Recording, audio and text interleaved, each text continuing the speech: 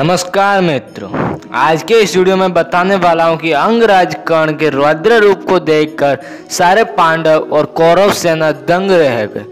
पांडव रोने लगे और पांडवों की सेना थर थर करके कांपने लगी। अर्थात मैं आज आपको अंगराज कर्ण के रौद्र रूप से परिचित करवाने वाला हूं। अर्थात संजय कहते हैं, राजन अभी युद्ध की स्थिति ऐसी है कि अर्जुन अपने पूरे शस्त्र बल के साथ में कौरव सेना पर प्रहार कर रहा है और हमारी कौरव सेना अब थर थर कांप रही है। वो युद्ध से भागने लग रहे हैं। कौरव सेना पूर्ण रूप से अभी युद्ध से निकलने लगी है और इसी बीच अब सूतपुत्र कर्ण अर्थात अंगराज कर्ण का अभी आगमन होने वाला है और अंगराज कर्ण का अभी आगमन हो जाता है और दुर्योधन अंगराज कर्ण को कहते हैं कि कर्ण, आज तुम्हारे में जितना बाहुबल है, जितना बाहु में तुम्हारी ताकत है, जितनी हिम्मत है, आज दिखा दो। आज हमारी सेना ध्वस्त हो रही है कर्ण कि तुम कुछ करो वरना हमारा विनाश हो जाएगा। और अब इन पांडवों पर अंगराज कर्ण कहते हैं कि अब तुम चिंतित ना हो। वह मुस्कुराते हुए अंगराज कर्ण अपने सारथी को कहते हैं कि अब तुम मेरा रथ अब इस रणभूमि के अंदर बीचों बीच लेके जाओ।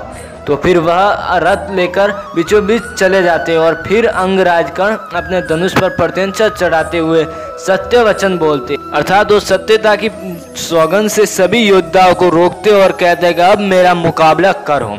संजय कहते हैं कि राजन, अभी अंगराज कर्ण के आगमन से सारी सेना रुक गई है, अब कोई इस युद्ध से भाग के नहीं जा रहा है। अंगराज कर्ण सभी योद्धाओं को सौगंध बंद कर दिया है। अब अंगराज कर्ण प्रत्यंचा चढ़ाते हुए विजय धनुष से एक डंकार क्या कर दे कि पूरा रण क्षेत्र कांप उठा, पूरे रण क्षेत्र में गूंज उठा। अब उनके आगमन से पूरी पांडव सेना में हाहाकार मच गया है। सब जानना चाहते कि अब क्या हो जाएगा।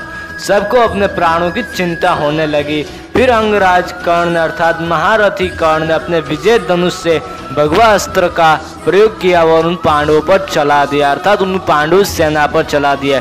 उस एक अस्त्र से हजारों लाखों अर्थात अरबों की संख्या में धनुष बाण निकलने लगे, जो बाण इन सिपाहियों को लगते रहे और पूरी पांडव सेना देखते ही देखते वे नष्ट होने लगी। अर्थात वहां पर खून की नदियां बहने लगी। उस भगवा अस्त्र में इतनी शक्तियां थी कि उस महारथी ने जो चलाया उस अस्त्र से इतने बाण निकले कि सारे सिपाही जो पांडव सेना के थे वह सारे मर गए, वह मृत्यु को भेंट चढ़ गए।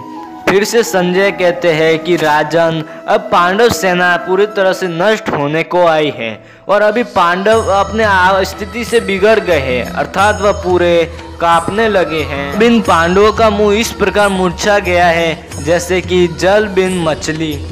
फिर ये सब पांडव रोने लगे। फिर अर्जुन ने श्री कृष्ण से कहा कि अब क्या उपाय है।